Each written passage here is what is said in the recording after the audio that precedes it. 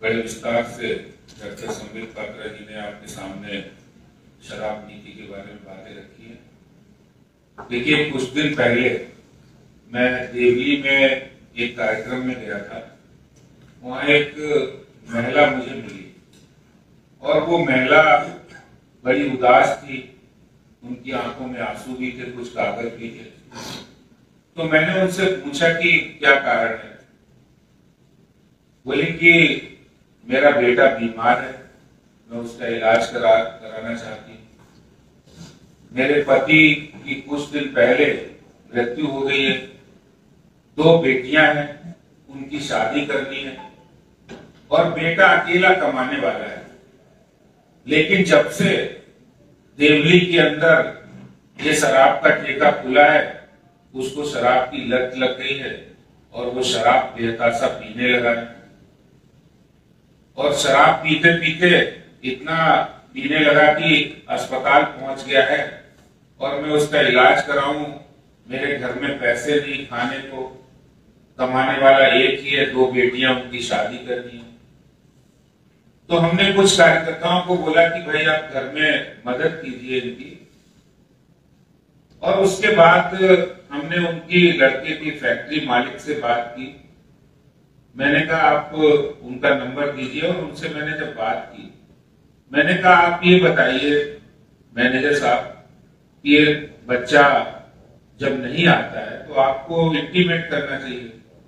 बोले सर क्या बताऊं कि जब से एक बोतल पे एक बोतल फ्री मिलने लगी, हमारे फैक्ट्री में काम करने वाले अधिकांश लोग, वो फैक्ट्री में मजदूर जो काम करते हैं, वो शराब की दुकानों पे लाइनों पे खड़े थे।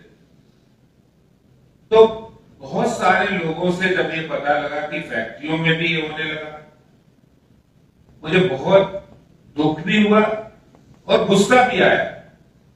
उस महिला की आंखों में आंसू देखकर तकलीफ भी हुई कि केजरीवाल की ऐसी शराब नीति लिया है जो लोगों के घरों को उजाड़ दिया। और मैं आपको प्रत्यक्ष बता रहा हूं, प्रीति और नीति नाम की 2 महिलाएं देवली के अंदर, जिन्होंने जब विरोध का झंडा उठाया देवली के उस ठेके के खिलाफ, तो उनको गुंडों से पिटवाया गया। केजरीवाल जी जो महिला सुरक्षा की बात करते हैं, महिलाओं के सम्मान की बात करते हैं, और उन महिलाओं को, उन मासूम महिलाओं को जिन्होंने शराब के ठेके के खिलाफ, कि देवली के अंदर शराब का ठेका नहीं खोला जाना चाहिए। आप उस वीडियो को भी देख सकते हैं जिसमें बाउंसर बुलाए गए। इसलिए बुलाए गए कि ये शराब का ठेका देवली के अंदर चलना चाहिए, बंद नहीं होगा।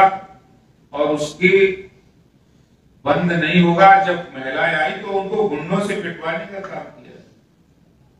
तो इस तरह का ये शराब नीति के जो दुष्परिणाम है और वास्तविकता है, मुख्यमंत्री जी कह रहे हमारे वर्ल्ड के सबसे अच्छे शिक्षा मंत्री हैं, और वो कभी नहीं बता रहे कि शराब मंत्री भी यही है।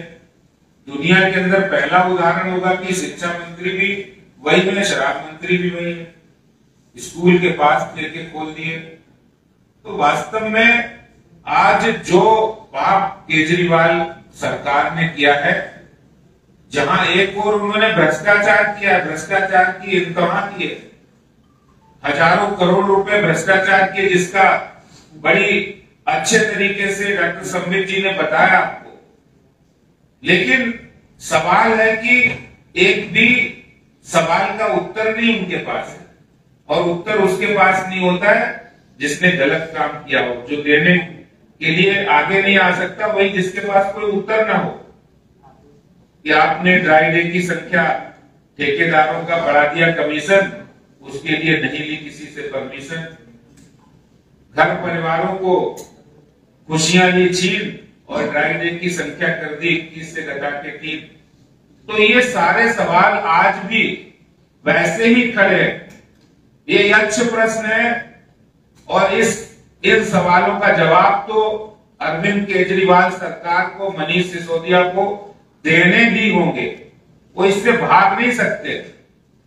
आज दिल्ली की जनता हो या देश की जनता हो, हर व्यक्ति ये जानना चाहता है कि आखिर दिल्ली के युवाओं को नशे में धकेलने का काम जो आपकी नई शराब नीति ने किया है और उससे उपजे जो भ्रष्टाचार के प्रश्न है जो आज भारतीय जनता पार्टी ने पूछे हैं, उन प्रश्नों का जवाब आपको देना ही पड़ेगा।